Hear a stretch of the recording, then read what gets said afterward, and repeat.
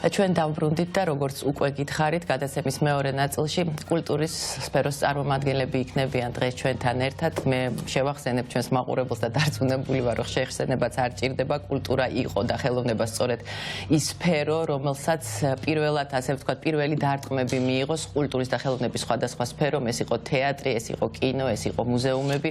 ჩვენ არაერთხელ გაგვიშუქებია ამ სფეროს წარმომადგენლების პრობლემები, გვისაუბრია ამ თემაზე და ამ პროტესტებშიც ერთ-ერთი მნიშვნელოვანი, ასე ვთქვათ, როლი აიღო კულტურამ და ხელოვნებამ. ერთ-ერთი პირველები იყავით, ვინც გაიფიცეთ მაგას. ერთ-ერთი პირველები იყვნენ მსახიობები, ვინც გაიფიცნენ და მე ვამაყობ ამით, იმიტომ რომ დრო მოვიდა იმისი, რომ რაღაცნაირად დემოკრატიული და ასეთი მშვიდობიანი პროტესტის სხვადასხვა ფორმები დაფუძნდეს ამ ქვეყანაში და ამის მაგალითი ჩვენ ნამდვილად გვაქვს და ამის მაგალითი ნამდვილად გვაჩვენა ქართულმა კულტურამ საქართველოში. აღარ გავაგრძელებ სიტყვას, დღეს ჩვენი სტუმრები არიან ნუცა მესხიშვილი კინორეჟისორი და გურამ მაცხონაშვილი რეჟისორი. მოგესალმებით, ძალიან დიდი მადლობა რომ ჩემთან ხართ, ძალიან დიდი სურვილი მაქვს და ვისურვებდი რომ ჩემთან ახალი სპექტაკლი და ფილმით იყოთ მოსული და ამის შესახებ საუბრობდეთ, მაგრამ იმედი მაქვს რომ ეს დროც დადგება, იმიტომ რომ ჯერ სხვა საქმე გვაქვს გასაკეთებელი და მე უნდა მივხედოთ აუცილებლად ჩვენს საქმეებს. ნუცა, მოდი დავიწყებ შენგან და რაღაცნაირად მინდა არაერთხელ ხარ ჩვენთან ნამყოფი გადაცემაში სხვადასხვა პრობლემებით, მათ შორის ერთ-ერთი იყო კინოცენტრის საკითხთან დაკავშირებით და რაღაცნაირად მინდა რომ ასეთი შეფასება გავაკეთოთ, აი როგორ დაიწყო ეს ყველაფერი, რა დინამიკით მიმდინარეობს და რა გამოწვევების წინაშე ვდგავართ ის ადამიანები, ვინც დღეს ამ ყველაფერს ვაპროტესტებთ და რა ასე ვთქვათ მნიშვნელოვან წერტილამდე ვართ მისული, რომ უნდა გავაგრძელოთ კიდევ საბოლოო გამარჯვებამდე ბრძოლა აუცილებლად, მაგრამ რაღაცნაირად მიმოვიხილოთ დინამიკა ამ პროტესტების. გამარჯობა. იცით, ფიქრობ ერთი წინადადებით დავიწყო, რომ ჩვენ უკვე ყველანი ერთი და იგივეს ვლაპარაკობთ, ხომ? კარგი გაგებით და ერთი და იგივეს ვამბობთ, იმიტომ რომ ერთი და იგივეს ვგრძნობთ და ერთი და იგივეს ვგრძნობთ, იმიტომ რომ ერთი და იგივეს ვხედავთ და ვხედავთ ჩვენი თვალით და არა ზუსტად საწინააღმდეგოდ რომელიმე სხვა შეფუთული პროპაგანდისტული მედიის ტყვეობაში არ ვართ, ხო? ჩვენ ვართ ადამიანები, ვინც ვდგევართ ქუჩაში და გვაქვს ეს საოცარი შეგრძნება ერთი და იგივეს შეგრძნების და ერთი და იგივეს დანახვის, რაც არ ყოფილა საბჭოთა კავშირის წარსულის ქვეყანაში, ამ ერთი იმის დანახვა, რაც რეალურად ხდება, არ ყოფილა ესეთი მარტივი, ამასაც მოპოვება სჭირდებოდა თურმე. ჩვენ ახლა ეს მოვიპოვეთ და ძალიან ბევრი ვართ, ვინც ეს თვალები გავახილეთ და დავინახეთ ის, რაც ხდება. და ახლა გამოდის, რომ სულად დაუფარავად ვუპირისპირდებით იმ ადამიანებს, რომლებიც არ ხედავენ. და არ ხედავენ კიდევ იმიტომ, რომ არც არიან ფიზიკურად. შესაბამისად არ უყურებენ იმას, რაც უნდა დაინახონ. და ესე ავტომატურად თავის თავს, მე თუ მკითხავ სულად დამამცირებლად საკუთარი თავისთვის, ეს ამდენი ნორმალური, სულად განვითარებული ადამიანი, ესე ავტომატურად პროპაგანდის იარაღის მსხვერპლად წარადგენს თავის თავს. მზად არის, რომ იყოს რომელიმე იმას ასეთ აჩვენებენ იმის ის დაიჭეროს, ხო და ის მსხვერპლი. ეს ძალა არის უზარმაზარი, რომელიც ახლა ჩვენ გაგვიჩნდა, ხო?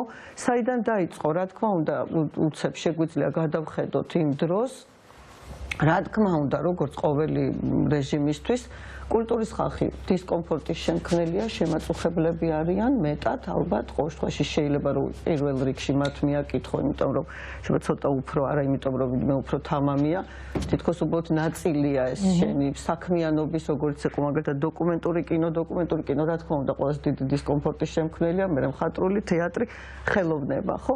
ამიტომ რა თქმა უნდა, პირველი ერიში იყო კიდევაც ამ სფეროებზე და რეაგირებაც მგონი სწორედაც რომ ზუსტი იყო, ხო, თავიდანვე, იმიტომ რომ შეუძლებელი იყო ამის პირველივე წუთიდან დათმობა, როდესაც სულთად მარტო კინოს ამბავი რო ავიღოთ, ეგეთი ძალიან მარტივი, მართლა ნამდვილი პროპაგანდისტული და პოსტივის პრორუსულ ეგეთ ყბადაღებულ წარმომადგენელს გინიშნავენ ხელმძღვანელად ხო ხარი რაღაცა საზღვარი ხო შეიძლება და უკეთესის მოძებნა უყოთ მორჩილის თუმცა ესეც როგორც ჩანს სტილი არის აბსოლუტური ეხლა მეორდება ყველაფერი და ასე შემდეგ და რა ვიცი მე გავაგრძელებთ ლაპარაკს მაგრამ ეხლა რასაც უსმენდით თქვენს წინა სიუჟეტში ხო მე მართლა ვთვლი რომ ყველა საქართველოს მოქალაქეს ეხა ყრიმალები აქვს ჩამტრეული და ცხვირის ძვალი აქვს გატეხილი აი ეს არის რაღაც საოცარი გადაწყვეტილება ესე იგი შეიკრიბა ეს ხალხი სადღაც რომელიღაც ტერიტორიაზე და ეს გადაწყვიტეს რომ ეხლა მოდით ამდენ დაახლოებით ადამიანს ჩაუუტვრიოთ სახის ძვლები და ისეთი ტრამვები მივაყენოთ რომელიც ესე ხელი კი არ მოგტყდა იმიტომ რომ ვიღაცას ეჭიდავე თუ შენც და რაღაცა შეიძლება ცოტა ოდნავ თავი დაიცავი და შეგიხორცდება არავინ არ იცის იქიდან რა მოხდება ყველაზე ცუდი ყველაზე დაუშვებელი აი ესეთ მეთოდებთან გვაქვს საქმე აი წამება რომელიც ყველაზე ერთ-ერთი და ყრიმალებს და წამების უკვე რამდენი შეურაცხმყოფელი უამრავი სიტყვიერი თუ არ ვიცი საქციელი მათი მხრიდან გურამ კულტურა ვერ განვითარდება თუ ქვეყანა არ არსებობს რაღაცნაირად მე ვფიქრობ რომ ეს ორი ერთმანეთს ასაზრდოობებს მაგრამ როგორ უნდა განვავითაროთ კულტურა თუ ქვეყანა არ გვაქვს დღეს სამწუხაროდ ამ რეალობაში აღმოვჩდით და ვფიქრობ რომ კულტურის როლი ძალიან დიდია ამ ყველაფერში იქნებ ეს არის ზუსტად რაღაცა ასე ვთქვათ განახლების პერიოდი და შეიძლება ვთქვათ რომ შეიძლება ხელოვნებამ და კულტურამ აიღოს ასე ვთქვათ ეს საშუალება ხელში რაღაცის ცვლილების ქვეყანაში. მოგესალმებით. კი, არა თუ ამის საშუალება, ვფიქრობ ამის აუცილებლობა დგას დღეს ან მწვავედ და მე ერთი რეპლიკით შევეხებოდი ზოგადად ქართული კულტურის და ქართული პოლიტიკის ურთიერთმიმართებას.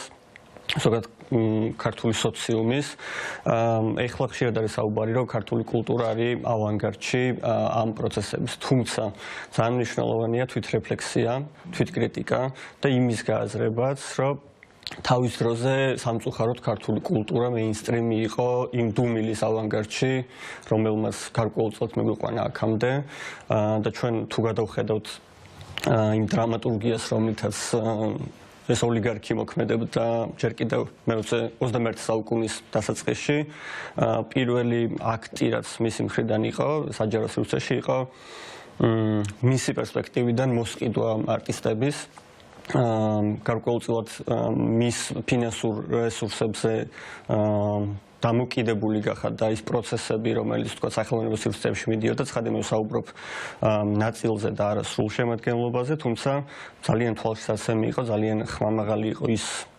არ ვიცი მდუმარება, რომელიც გარკვეულწილად მეინსტრიმ კულტურულ სივრცეებში სუფევდა, მათ შორის სახელმწიფო თეატრებში და იქ მომუშავე ადამიანებში, იმიტომ რომ ხო, ეხლა მე მგონია შესაძლებლობა გვეძლევა უნიკალური ეს შეცდომები გამოვასწოროთ, დავაკომპენსიროთ ის წარსული შეცდომები და ძალიან ისეთი მსხვილი კონტრიბუციით შევიდეთ აი ამ წინააღმდეგობის მოძრაობაში, იმიტომ რომ მე ხშირად ამბობ ხოლმე და ეხლაც ვიტყვი რომ ეხლა მიუხედავად იმისა რომ თქვა აი თემატური პროფესიული მარშები თუ თავყრილობები იმართება მე მგონია რომ აბსოლუტურად რეგალიებს მიღმა გასული პროცესი და უბრალოდ მოქალაქეები ვართ ამის მერე იწყება თქვა ჩვენი პროფესიული სტატუსები და ეს ძალიან ისეთი თავისთავად ბუნებრივად დემოკრატიული პროცესია და მე ძალიან მომწონს ამის ყურება თქვა გარკვეულწილად როგორ მოიშალა ეს ნიშნები, განმასხვავებელი და მეორე მხრივ როგორ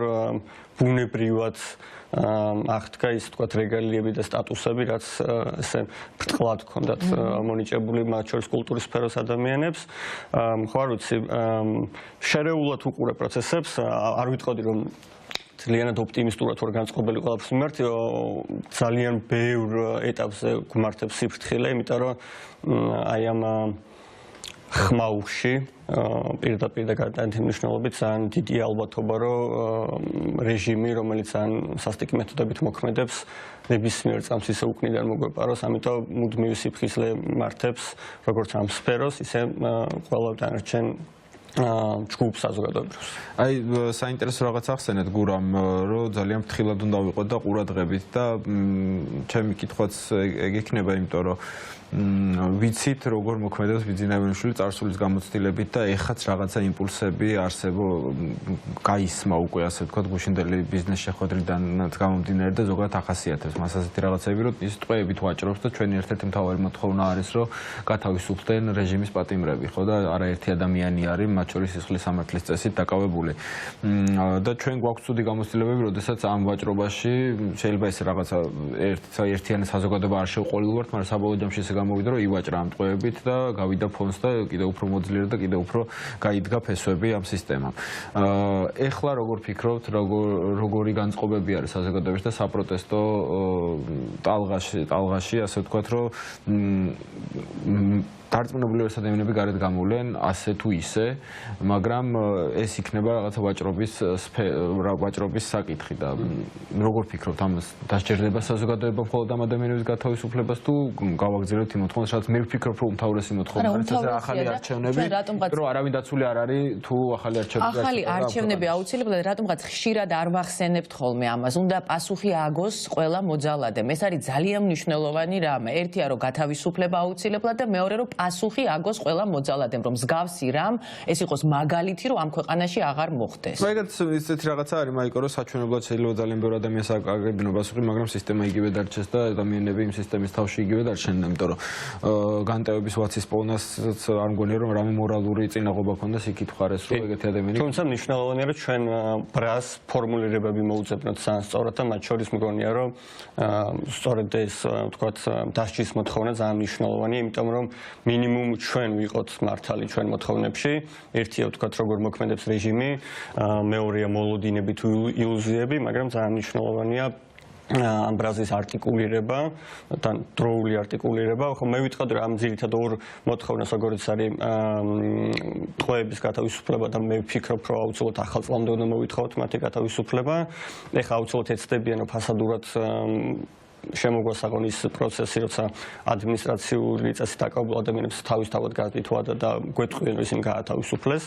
აუცილებლად მთელი ყურადღება უნდა მივმართოთ სისხლით და კი სისხლის წესით დაკავებული ადამიანების მიმართ და ასევე ორი ძალიან მნიშვნელოვანი რამე, ის რაც მაიკომ ახსენა, დამნაშავეების დასჯა, იმიტომ რომ პრეცედენტული სახე უნდა ქონდეს და მეოთხე მგონია რომ საზოგადოებრივი მაუწყებლის საკითხი არის ძალიან კრიტიკულად მნიშვნელოვანი და მე ვფიქრობ რომ აქ ცოტა ვაკლებთ ფოკუსს და ყურადღებას, მათ შორის პროტესტის მონაწილეები, იმიტომ რომ ძალიან დიდი მნიშვნელობა აქვს, თქვათ, რამდენი ვიქნებით ხოლმე პროტესტზე ლოკალური სახით და ხო, აი იმ ადამიანებს ვინც რუსთაველზე დადიან, მაგრამ არ უერთდებიან სხვა კერებს, ვეტყოდი, რომ ძალიან მნიშვნელოვანია გავამაგროთ ტელევიზიის პერიმეტრიც, იმიტომ რომ იქ ძალიან მნიშვნელოვანი რამე წყდება, ძალიან გვჭირდება დღის ეთერები და რაც ჩემი აზრით თავისუფლ საშუალებას მოგცემს, რომ მე უკვე დღის აქციებზეც უმტკივნეულოდ გადავიდეთ. ასე რომ ეს ძალიან მნიშვნელოვანი და საყურადღებო ფაქტორია. ნუცა, მთელი ამ ხნის განმავლობაში არაერთი შეხვედრები გაქვთ სხვადასხვა ადამიანებთან, ხელოვნების და კულტურის სფეროს წარმომადგენლებს. რა არის ხოლმე ასე ვთქვათ, ყველაზე მნიშვნელოვანი გამოწვევა, რა პრობლემებზე საუბრობთ და ეხლა ამ ეტაპზე, როდესაც კრიზისულ მდგომარეობაში ვიმყოფებით, იმიტომ რომ რაღაცა რაც დრო გადის, ხალხის მღელვარება მატულობს და ერთგვარად იძაბება და კრიზისულ სიტუაციაში ვარდებით. ეს არის როგორც ეკონომიური კრიზისი, იმიტომ რომ ამ უამრავი ადამიანი არის გაფიცული, რომელსაც შემოსავალი რეალურად არ აქვს და ეს თავისთავად კიდევ უფრო ამძიმებს სიტუაციას და თან ალბათ ესეც რაღაცნაირად თითქოს მოწყობილი იყო, რომ ახალი წლის წინა პერიოდში უნდა მომხდარიყო ეს ყველაფერი, იმიტომ რომ ეს გარემოებაც კიდე რაღაცნაირ ზეწოლას ახდენს ამ ყველაფერს. ხო, ისეთი სისტრაფით იცვლება მოვლენები, რომ ეს შეხვედრებიც, რა თქმა უნდა, ყოველ ჯერზე იმ მომენტის ეხება ხო მოვლენებს, რაც ახალი მომხდარია. აი თქვათ ახლა რომ მივუბრუნდეთ სასამართლოს, იმისთვის რომ სასამართლოს მოვითხოვოთ, რომ დასაჯონ მოძალადეები სასამართლოს უნდა ვენდობოდეთ ამისთვის, ხო? ამიტომ ყველაფერი ერთად ჩამოგვენგრა. თავს, აი მაგიტორის უმთავრესი მოთხოვნა ახალი. ამაშია საქმე, ამასაც რაღაცნაირად ვერ იტყვი. ეხლა რო ყავს ეს დიდი ნაწილი რაღაც ძალიან შეშინებული ხალხის, რომ არ დაბრუნდეს წინა ხელისუფლება 12 წლის წინანდელი, მათი მთავარი აღშფოთება მაშინ თუ კი ესე ეშინოდათ ამ წინა ხელისუფლების მთავარი აღშფოთება და მართლა ამდენივე ხალხი ქუჩაში უნდა გამოსულიყო, როდესაც მოსამართლეები გადაიბარა მთლიანად ამ ახალმა ხელისუფლებამ, ხო? ბევრად უფრო დასაზარებელი ლამის, ესე ძალიან მარტივად რო ვთქვა, აღმოჩნდა ახალი მოსამართლეების მოსყიდვა, ვიდრე სხვის მიერ მოსყიდულის გადასყიდვა, თუ თავიდან მოსყიდვა. ჩვენ ისეთ რამეებს შევესწარით ამ ბოლო ხანში, ცოტა ჩვენც ხონდა მართლა გავახილოთ თვალები, არა ყველამ კიდევ ერთხელ, ხო? როგორ შეიძლება დღეს ის ხალხი, რომელიც შეეგუა იმას, რომ მოხდა ამ მოსამართლეების გადამართლა თავიდან რაღაც არ ვიცი დამატებითი ალბათ რაღაც ღირებულებით თუ რაღაცით თუ არც კი რა თქმა უნდა შენარჩუნებით ეს ისე ახლა ცოტა მსუბუქად რო ვთქვათ ეს დაშვებული გვაქვს იმ ხარესაც ეს დაშვებული აქვს და მე ისევ მივედინებით ამ რაღაცა ახალ ეგეთ სრულიად პროპაგანდისტულ აი მართლა სულ ვიმეორებ როგორი დამამცირებელია 21 საუკუნეში ესეთ პროპაგანდის მსხვერპლად ცხოვრება ხო ამიტომ აი ესე მიდის ეს ყველაფერი ეს თელი ისინი რა თქმა უნდა პატიმრების განთავისუფლება კი იმიტომ ეს ერთია და კონკრეტული ნუ ცოტა კრიტიკულები რომ ვიყოთ თქვათ აი ის ადამიანები ჩვენ ვინც გამუდმებით ვაპროტესტებთ აი საკუთარი თავის მიმართ რა კრიტიკა გექნება და რის გამოსწორებას ისურვებდით რომ ძალიან მნიშვნელოვანი არის რომ ჩვენ ვიყოთ კრიტიკულები იმიტომ რომ ამ კრიტიკაში ძალიან ბევრ რამეს დავინახავთ მგონია და ხშირად უნდა ვისაუბროთ ამაზე იმიტომ რომ დავკმაყოფილდეთ იმით რომ ბევრნი ვართ და ყოველდღე ამდენი ადამიანი იკრიბება ეს ძალიან სასიამოვნოა მაგრამ თვით კრიტიკაც მნიშვნელოვანია რას ისურვებდი რა არის ნამდვილად კატეგორიულად წინააღმდეგი ვარ ჩემი ხასიათიდან გამომდინარეც რამე თვით ტკბობაში ჩავარდნის პირიქით ნუ ეს რაღაცა სულად მიუღებელია სულად გეთანხმებით რომ კულტურის ხალხმა გადასარევი რაღაც სასათბურე პირობები შევუქმენით გამოდის რა მნიშვნელობა აქვს როდის ვინსად კი ბოლოს რა გამოვეთიშეთ მაგრამ დიდხანს ვიყავით ესე სულად დადუმებულები საზოგადოებრივთან დაკავშირებით სრული ჭეშმარიტებაა რომ ვერც გავიგეთ მე მაგალითად მართლა ეხა აღმოვაჩინე რომ უბრალოდ საბჭოთა კავშირი ქონიათ იქ დამყარებული თურმე იმ შენობის უკან არ ძვინვარებს საბჭოთა კავშირი რატო კიდე იცით რომ ესეთი პირდაპირი შეხლა შემოხლა კი არ არის არის ეს რამდენიმე შრიანი ტყვილებით სახელმწიფო ინსტანციების დაბრუნება. მიაქვთ ერთი წერილი, გამოაქვთ მეორე, მესამეში ორ წინადადებას ამატებენ, ის ორი წინადადება ცulis სისტემას. ყველგან ეს ხდება, თურმე. ესე იგი, მართლა მომზადებულია ეს. ჩვენ ძალიან ბევრი დრო გვაქვს დაკარგული. ძალიან დიდი ხნის სულ ვამბობ ამასაც, რომ ეს მზადდებოდა წლების განმავლობაში, რომ ეს ფესვები ღრმად მოეკიდა ყველგან. ძალიან მომზადებული აწყობილი სისტემაა, უბრალოდ ეხლა თვითკრიტიკულობა არ არის, იმიტომ რომ ეხლა არის მთავარი ეს ენერგია, რომელიც გვაქვს და ეს არ დავკარგოთ და რწმენა. ამიტომ აი ეხლა ცოტა ხანი გვაქვს თითქოს უფლება რომ ვიყოთ ესეთი მაქსიმალისტები, იმიტომ რომ ვიცით რომ ყველაფერი შეუძლებელია. ვერ დაშლი ამ სისტემას ნაწილებად. ეხლა რომ დაიწყო რაღაც თვითონ ვინმეს უნდადეს რამე კონტაქტი, ეხლა არაფრის ნაწილობრივ შეცვლა აღარ შეიძლება. ეხლა კინომაც აზრი დაკარგა თეატრმა, ყველაფერმა რა თქმა უნდა თუ არა მთლიანად. ამიტომ ეხლა ძალიან დიდი გამოწვევის წინაშე ვდგათ, ვერ გავგვაქრობენ, ვერსად ვერ წავალთ ეს ხალხი, ნამდვილად ყველას ვერ დაგვიჭერენ. რაღაც მიწისქვეშა მეებს ვერ შექმნიან სივრცეებს და იქ ვერ ჩაგვიყვანენ საცხოვრებლად. ჩვენ ვიქნებით და ამას გავაგრძელებთ ახლა ჯერ აი ესეთ მაქსიმალისტურ ბრძოლას. შენცაც საინტერესო გურამის აზრით რა არის ის აი კრიტიკულად რო შევხედოთ ამ პროცესს, რომელს გამოყოფთ ყველაზე მეტად, სადაც ჭირდება ასე ვთქვათ გაუმჯობესება. ალბათ წარსული გამოცდილებებიდან ვიტყოდი, რომ ეს არის სწორედ რაღაც თვით ხიბლში მოქცევა და გამოკეტვა ჩვენი თავების და ჩვენი კრიტიკული აზრების. ხო, იმდენად სწრაფად მიდის ახლა დრო და იმდენად რისკებს შეიცავს დრო ისე სწრაფი სულა, რომ ძალიან ცოტა დრო გვეძლევა ამ რეფლექსიისთვის, თუმცა მგონია რომ რაღაცნაირად მაინც ეს უნდა მოვახერხოთ, იმიტომ რომ ამ რაღაც სპორტულ რეჟიმში, რომელსაც ახლა რეჟიმი გვაცხოვრებს, ძალიან მნიშვნელოვანია ფიქრისთვის განკუთვნილი დრო, იმიტომ რომ ხო არ ვიცი, ერთდროულად გვიწევს გადარჩენაზე ფიქრი, გადარჩენაზე მუშაობა, მეორე მხრივ უნდა ვახერხებდეთ, ვასწრებდეთ ამისგან ცივი დისტანცით შეხედოს და რაღაც შემოქმედებითი კუთხით შეხედო და ქმედითი გახადოთ.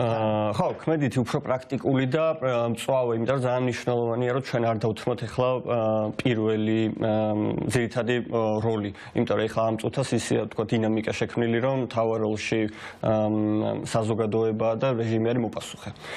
რაც იყო აბსოლუტურად პირიქით 12 წლის განმავლობაში, ეს ძალიან დიდი უპირატესობა, მაგრამ თან ძალიან დიდი რისკები ახლავს, ამიტომ ხო მე ძალიან მნიშვნელოვანი მგონია, რომ ხშირად ფოკუსირდეთ მაინც ახლო წარსულზე, იმიტომ რომ სინამდვილეში ძალიან ბრტყლად მოქმედებს ეს რეჟიმი. უბრალოდ ერთიც გჯობნის არის თანმიმდევრული სვლა, რაც ჩვენ ძალიან გვაკლია ხოლმე, მათ შორის ძალიან გვაკლია თანმიმდევრულობა. მომენტ ეს უფრო ისეთი კოლექტიური გენეტიკური ფაქტორი მგონია, ვიდრე რამე სხვა.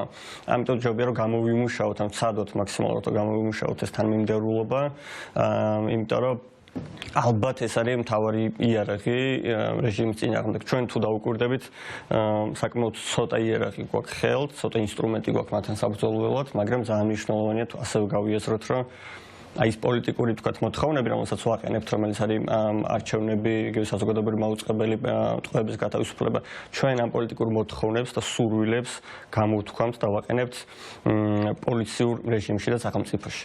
ამიტომ არ უნდა ვიყოთ ნაიურები და ილუზიებისგან უნდა გავთავისუფლდეთ, რომ ან ეს თავისთავად მოხდება, ან სიტყვაზე არჩევნების და ახალი არჩევნების დანიშნა იმ თავითვე ნიშნავს გამოსავალს, არა. არ უნდა დავუშვათ იგივე შეცდომა, რაც დავუშვით 26 ოქტომბერს, ეს არ იყო მხოლოდ პოლიტიკური შეცდომა, კულტურული შეცდომაც იყო და თქვა გააზრებული უნდა გქონდეს, რომ პირობები არის გადამწყვეტი კრიტიკული მნიშვნელობის თუ რა პირობებში დაერდება არჩევნები. მათ შორის თქვათ რა მნიშვნელობა. კი, თუმცა აი თქვათ სუსის ქვეყანაში ვცხოვრობთ ფაქტობრივად და სუსი ქმნის კულტურას და რაღაც სოციალურ დღესწესრიგს და არა თქვათ სხვა სფეროები და ამიტომ უნდა ვიცოდეთ, რომ ის განეიტრალებულია, რომ რაღაც არბიტრები, რომლებიც ამ პროცესს გაუძღვებიან, ნეიტრალურები არიან, კომპეტენტურები არიან, ძალა აქვთ, ბერკეტები აქვთ და ვთქვათ ამ პირობებში უკვე შესაძლებელი იქნება რეალისტურად ვიფიქროთ შედეგზე. წინააღმდეგ შემთხვევაში ყველაფერი იქნება ძალიან ისეთი კარიკატურული, მოჩვენებითი და რაღაც დროის მერე შეიძლება აღმოჩნდეთ, რომ იგივე შეცდომა დავუშვით, რასაც პერმანენტულად 12 წლის განმავლობაში უშვებდით ხოლმე. გურამ, აუცილებლად მინდა გკითხო სოლიდარობაზე და თვითონ სოლიდარობის აქტის ფენომენზე, იმიტომ რომ ძალიან მნიშვნელოვანი რამ არის, რომ ჩვენ ადამიანები ვიყოთ სოლიდარულები ერთმანეთის მიმართ. ამას როდესაც ვამბობთ ხოლმე რაღაცნაირად თითქოს უკვე გვესმის და ვიცით რა არის, მაგრამ ვფიქრობ, რომ ძალიან ხშირად უნდა ვისაუბროთ ამაზე.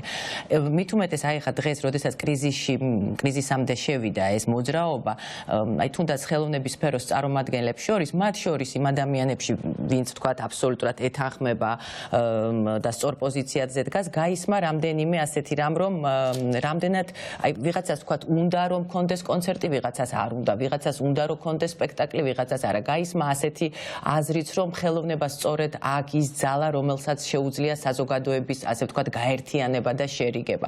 მე ჩემი პირადი აზრი არის, რომ თუ დღეს მე ვარ სოლიდარული, მე ვერაფრით ვერ ვითამაშებ ვერც სპექტაკლს და ვერც ვიმღერებ, იმიტომ რომ თუ ერთ ადამიანს ტკივა დღეს და თუ ერთი ადამიანი დღეს არის ნაწამები ჩემს ქვეყანაში და დაჩაგრული, არა აქვს ვის მნიშვნელობა ვის მიერ და მით უმეტეს თუ ეს სამართალდამცავების მიერ არის ჩადენილი ეს დანაშაული, წარმოუდგენელია, რომ მე ვიყო სოლიდარული და ასე მოხდეს ხელოვნების, ასე ვთქვათ, ძალისხმევით ამ პრობლემის მოგვარება, იმიტომ რომ ჯერ აუცილებლად უნდა პასუხი აგოს იმ ადამიანმა, ვინც ეს დააშავა, ბოდიში მოუხადოს და მერე უკვე შეიძლება ვილაპარაკოთ აი ამ მეგობრობაზე და ასე ვთქვათ ხიდის აღდგენაზე. რამდენად მნიშვნელოვანია რომ აი ეს სოლიდარულობის აქტი რაღაცნაირად კარგად გამოკვეთილად დაფიქსირდეს და ამავდროულად ყოველთვის მაგ ხოლმე, როდესაც ერთი ადამიანი იძახის რომ მე ეს მინდა აი ზღვარი არის რომ მე თუ ვიბრძვი თავისუფლებისათვის როგორ მოვახერხო რომ სხვისი თავისუფლება არ შევზღუდო და სწორად გავიარო აი ამ ასე ვთქვათ ზღვარზე. ხო. Ну, პრინციპში შენი ამ ძალიან მნიშვნელოვანი კითხვის ფორმულირება თავისთავად შეიცავდა უკვე ძალიან ისეთ გამყარებულ პასუხს.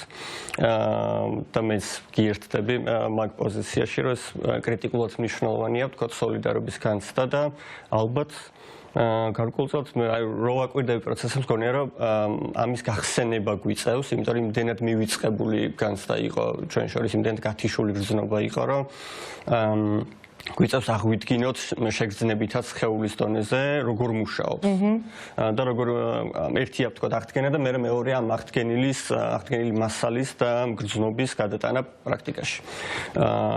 და თან ეხლა ვართ ისეთ ფაზაში, სადაც ტექნიკურ და პრაქტიკულ ნაწილსაა კრიტიკულად დიდი მნიშვნელობა. ამიტომ ხო, ძალიან მნიშვნელოვანია სწრაფად გახსენება ამ იდეის, როგორც არის სოლიდარობა და ძალიან მნიშვნელოვანია შემდეგ მისი ბევრი კუთხით გაშლა.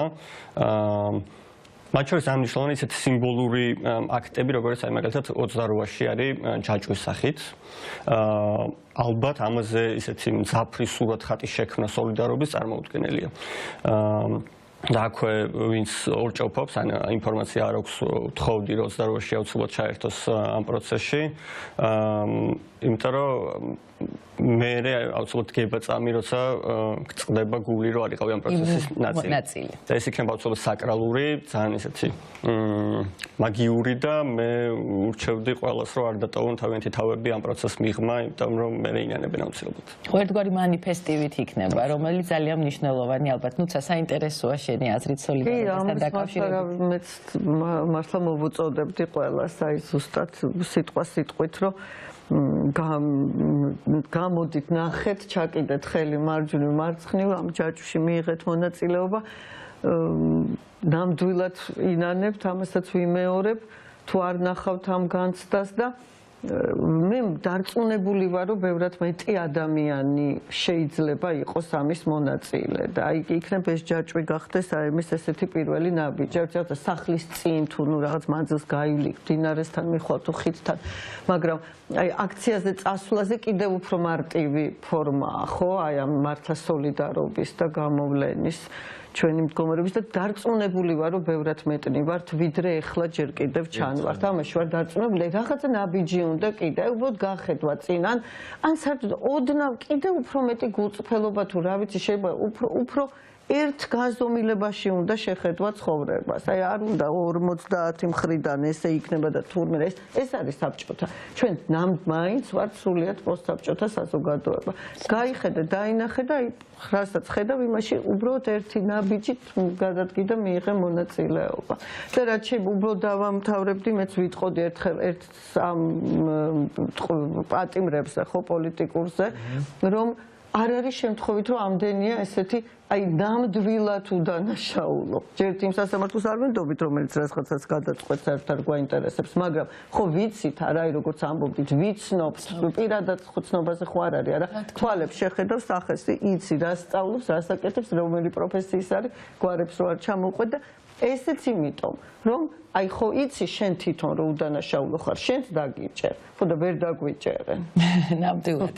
უნდა გკითხოთ აუცილებლად ამ დღეებში ძალიან ბევრი ინფორმაცია ვრცელდება ამასთან დაკავშირებით, საახალწლო კონცერტები იგეგმება და რაღაც თავის ერთგულ ხელოვნების სფეროს წარმომადგენლებს ხელფასების გასაჭრელად და მაგას არ აქვს მნიშვნელობა. რეალურად მე მაინტერესებს თქვენი წარმოდგენით რა გზავნილის გაშვება უნდა ქართულ ოცნებას ამით, რომ აი მაინც რაღაცა საზეიმო კონცერტებს ატარებენ საქართველოს სხვადასხვა ქალაქებში და მათ შორის თბილისშიც. ხო, ალბათ ისევე მოქმედებს როგორც ზოგადად პროპაგანდის პრაქტიკები გულისხმობს და მოიაზრებს. ამ შემთხვევაში ხელოვნება და სპორტი ძალიან კარგი ბერკეტია ხოლმე, ვთქვათ, ყალბი რეალობის შესაქმნელად. როცა ვთქვათ, არსებულ ნამდვილ რეალობაში გიჭირს ოპერირება, და ძალიან უჭირს თვითგამოცხადებულ ხელისუფლებას ეს ოპერირება. ძალიან მნიშვნელოვანია შექმნა ყალბი რეალობები, რომლითაც ეცდები რომ განიმტკიცო შენი პოზიციები. უბრალოდ ეს ადამიანები საბჭოთა ხელწერა ამას აკეთებდნენ ყოველთვის. კი, თუმცა უფრო დააპდეიტებული და დახვეწილი გარკვეულწილად, იმიტომ რომ მისი ცნობა ყოველთვის შესაძლებელი არ არის. ყოველ შემთხვევაში ძალიან რთული ყველა შრე იცნო, სად მუშაობს და სად გიკიდება პროპაგანდა. მაგრამ ძალიან მნიშვნელოვანია ამ ადამიანებმა, მათ შორის მომღერლებმა, მუსიკოსებმა გაიაზრონ, რომ ძალიან უმნიშვნელო რგოლის ნაწილები ხდებიან პროპაგანდის და ვთქვათ ხო არ სიფხიზლე ალბათ არის მთავარი კომპონენტი, რაც ხელოვანს მოეთხოვება და ალბათ უნდა ამითი უნდა დაკავდნენ ეს დღეები, ამაზე მნიშვნელოვანი არ მგონია რამე საქმე კონდეთ მათ, დაფიქრდნენ ამ სიფხიზლის პირობებში რისის წამთ ფასეულობრივად და არ უნდა მოდიოდე წინააღმდეგობაში ამ ფასეულობებთან, მათ შორის შენი ქცევით, მათ შორის სხეულებრივად. აი თეატრში ძალიან კარგად ვიცით, ვთქვათ, სხეულის მნიშვნელობა, სხეულებრივი მეხსიერება, რომელიც ძალიან ბევრს იტევს და მათ შორის ეხლა აი მე ჩემ თანატოლებთან მისაუბრე ამას ძალიან ბევრი, რომ განცდა გვაქვს, რომ რაღაც გამტარები ვართ, მათ შორის 9 აპრილის მოვლენების, უფრო ძველი მოვლენების, 78 წლის ენის ამბების მოვლენების და ეს თავისთავად ის რაც სადღაც შორიდან გვესმოდა და იყო უფრო მაინც სტერილური, ძალიან მნიშვნელოვანი და ძვირფასი, მაგრამ მაინც სტერილური ჩვენთვის გაცოცხლდა და ძალიან ქმედითი და აი აქ და ახლა გახდა და ძალიან მნიშვნელოვანია, რომ ხო, გარკვეულწილად ეს საშიშიც არის, საპასუხისმგებლოც არის, მაგრამ თან სიამოვნების ძალიან დიდი წყაროა, რომ აი ამ პროცესის ნაწილი. პრივილეგიები რომ ყველას არ მოუწია, ვთქვათ, ამ ყველაფრის შეგრძნება და გავლა. ძალიან დიდი, აი შეიძლება ცოტა ირონიულად შეგერს ახლა დასახიჩრებული ადამიანების ფონზე ამის თქმა, მაგრამ ძალიან დიდი პრივილეგია და რაღაცნაირი საჩუქარი დროის და ამ დროით და სივრცით გარემოში აღმოჩნდით, იმიტომ რომ ძალიან რაღაც სასწაულებრივი თანხwebdriver და თავისთავად ამის მონაწილეები ვართ და არის უნიკალური შესაძლებლობა, რომელიც ანგულ დასაწყოთი იქნება, რომ ვერ გამოვიყენოთ. და დარწმუნებული ვარ, რომ სწორედ აი ეს შეგრძნებები, რაზეც შენ ახლა ილაპარაკე, ძალიან ბევრ რამეს დაბადებს კულტურაში, დარწმუნებული ვარ, დრამატურგიაში, თეატრში, კინოში, ლიტერატურაში, ალბათ გავა რაღაცა პერიოდი, ნუ დისტანცირება ჭირდება ამ ყველაფერს, რომ მე შეიქმნას რაღაცა ღირებული ძალიან დიდი დასუფთავების, კულტურული დასუფთავების წყარო გახდება ეს და მე მგონი ამას უკვე ვხედავთ, არ მგონია რომ ამას ვაჭარბებთ, ხო, იმიტომ რომ აი ძალიან ჩვენ რო ახლა ამის ფუფუნება გქონდეს და გადარჩენის აუცილებლობის წინაშე არ ვიყოთ, ძალიან საინტერესოა იმ პროცესებზე უბრალოდ დაკვირვება, რაც ხდება. ანუ ულამაზესი პროცესია, ძალიან რთული, კივნეული, მაგრამ ძალიან ლამაზი პროცესია და რაღაც აი რაც ანთროპოლოგიაში საუკუნეებში ხდება ხოლმე, აი დაზიპულ ფაილად დროის უმოკლეს დროში ვხედავთ ამ ყველაფერს და არ ვიცი, ძალიან მშვენიერი ამ ყველაფერს ხურებ. ხო და ბოლოს მაინც მე ძალიან ოპტიმისტი ადამიანი ვარ, ხვდები რომ ძალიან რთულ ბრძოლაში ვარ, მაგრამ მაქვს ეს ოპტიმისტური განწყობა საიდან და როგორ არ ვიცი, მაგრამ მაქვს და რო ვფიქრობ და ვუღრმავდები ამ შეკითხვას, ხვდები რომ ეს არის ჩემს ხალხში და ჩემს საზოგადოებაში, იმიტომ რომ ერთი ნახევარი საათი მაინც რო აღმოჩნდე აი რუსთაველის ასე ვთქვათ გამზირზე, ის რაღაცა საოცარი ძალა, რომელიც გემატება და მართლა ძალიან გულსატკენია რომ არსებობენ ისეთი ადამიანები, რომელთაც ეს ერთობა ვერ იგრძნეს, იმიტომ რომ მართლა ესეც ხვედრია, როდესაც შენ იმ ეპოქაში გიწევს ცხოვრება, სადაც ამ ერთობის ნაწილი ხდები და ეს ძალიან მნიშვნელოვანი რამე არის. და მე ვფიქრობ, რომ აი ამ გამოცდილებიდან, ამ აქციების გამოცდილებიდან, აი ამ ბოლო პერიოდში გაჩნდა რაღაცა ახალი, რომელიც ჩემთვის ახალია, დარწმუნებული ვარ თქვენთვისაც ეს, თუნდაც ეს გაფიცვა, თუნდაც სოლიდარობა, თუნდაც ეს მშვიდობიანი პროტესტის ფორმა და ის რეკვიზიტი, რომელიც ჩნდება ეტაპობრივად აქციებზე, სხვადასხვა რეკვიზიტი, არ ვიცი, ეს იქნება ბურთები, ეს იქნება ქვაბები, ეს იქნება აგერ ჯაჭვი და სხვადასხვა. ეს გაძლევთ თუ არა იმის, ასე ვთქვათ, იმის იმედს, რომ ამ ახალ მოძრაობასთან ერთად ახალი საქართველოც დაიბადება კიდევ. კი, მე ნამდვილად მაძლევს, თან დარწმუნებული ვარ, რომ პირობები გვაქვს ამისთვის რა, რომ ჩვენ არ ვიბრძვით ახლა, რომ ერთი ხელისუფლება გავისტუმროთ და მოვიყვანოთ მეორე. რომ ეს კონცერტები, რომლებსაც ახლა ესენი ატარებენ, ჩვენ იმისთვის არ ვიბრძვით, რომ მე სხვებმა ჩაატარონ ეს კონცერტები. ჩვენ აღარ გვინდა ეს კონცერტები. აღარ გვინდა სახელმწიფო სამთავრობო კონცერტების, თუ თბილისობების, თუ სახელმწიფო დაკვეთების, კულტურის მოსყიდვის ქვეყანაში ცხოვრება. აქ უნდა მოხდეს ამათ შორის კულტურული და ღირებულებითი რევოლუცია. ჩვენ არ მოგვყავს, არ გვინდა რომ ესენი წავიდნენ და მოვიდნენ და გაისად ახალი გადალაგებული მომღერლები გადანაწილდნენ. ეს შეუძლებელია, ეს აღარ იარსებებს. ამიტომ ძალიან ბევრი რამისთვის ვიბრძვით ჩვენ. ზუსტადაც რომ ახალი საქართველოსთვის. გურამ, საინტერესოა შენი მოსაზრება. ხო, მე ვფიქრობდი, რომ მე ვფიქრობ, რომ უფრო ისევ გახსენების თემასთან დავბრუნდები, ჩვენ ვიყავით ესეთი ქვეყანა, მათ შორის დამოუკიდებლობის წლებში, ძალიან ფრაგმენტულ, მაგრამ მნიშვნელოვან წლებში და მე ვფიქრობ, რომ ეხლა იმ კადრის პოვნას ვცდილობთ, რომელიც საბჭოთა რეჟიმმა ამოჭრა და გამძლიანებას რაღაცა დიდი ისტორიული ფირის და ეს ოპტიმიზმიც ალბათ გარკვეულწილად ყველაში გაზავებულია თვითგადარჩენის ინსტინქტთან გარკვეულწილად. მაგრამ ხო, ძალიან ლეგიტიმური და საჭირო რამეა, ერთ-ერთი ინსტრუმენტია და ხო მე მგონია, რომ ესეთი რაღაც ისტორიული დინება შეუძლებელია ხელოვნურად გაყალბდეს ხოლმე და თავისთავად იმდენად რაღაც საშიშად მსგავსია ხოლმე ეს პროცესები იმ ძველის და იმდენად ძალიან წააგავს იმ წაკითხულს და ძველ განცდილს, რომ მგონია, რომ ხო, მათ შორის აი ძალიან მნიშვნელოვანი სიმბოლო მგონია პრეზიდენტის და მისი იმ თქვათ რაღაც შთამომავლობის ხაზის გაგრძელება, გამთლიანება, რომელიც თქვათ ლაიტმოტივად გასდევს ამ პროცესს და კი მე მგონია, რომ ეს გამთლიანება რაღაც დრამატურგიის აღდგენა მოხდება ამ პროცესებით, რომ ამას ძალიან ჭირდება ძალიან ბევრი შრომა და ფოკუსების გასწორება მნიშვნელოვან რაღაცებზე, მათ შორის ყველა ეთერში ვამბობ და მინდა რომ აქაც თქვა ძალიან მნიშვნელოვანია მზერის შეტრიალება რეგიონებისკენ, იმიტომ რომ ჩვენ არ უნდა დავუშვათ საზოგადოებამ იგივე შეცდომა, რასაც პოლიტიკური სპექტრი უშვებს ხოლმე და თქვა იმდენივე ყურადღება უნდა მივაქციოთ ზუსტად რეგიონებს, ამდესაც უთმობთ თბილისს, რომ ეს პოლიტიკური სისტემა, თავკომბალა სისტემა არ იყოს კულტურულადაც თავკომბალა და თქვა მზერა გაშლილი იყოს თანაბრად. ანუ დრამატურგულად რომ შევხედოთ ამ პროცესს, კულმინაციამდე მივდივართ? ეხლა აი რა ეტაპზე ვართ? არ რთულია ძალიან ამის თქმა, მე ასე ვხედავ, რომ გაზაფხულია კულმინაცია, თუმცა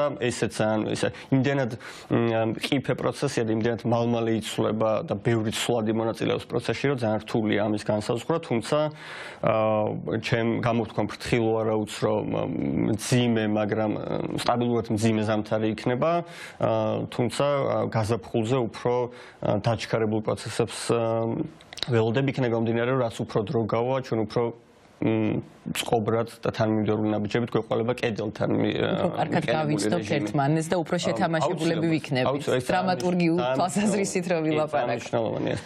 ხო, ამიტომ მე არ ვიტყოდ ეს უბრალოდ შიშველი ოპტიმიზმია, გარკვეულწილად რაციონალური ახსნაც არის იმ პროცესების, რაც მიმდინარეობს. ამიტომ საფუძვლიანია ამ ოპტიმიზმით შეიერება ამ ეტაპს. ძალიან დიდი მადლობა წარმატებებს გისურვებთ და გამარჯვებას. დაგემშვიდობებით. დაგემშვიდობებით, ჩვენს დროა დავემშვიდობოთ ჩვენს მაყურებელს, მშვიდობიანი დღე ხვალამდე. შევხვდებით რუსთაველზე და ხოლმე გადაცემით.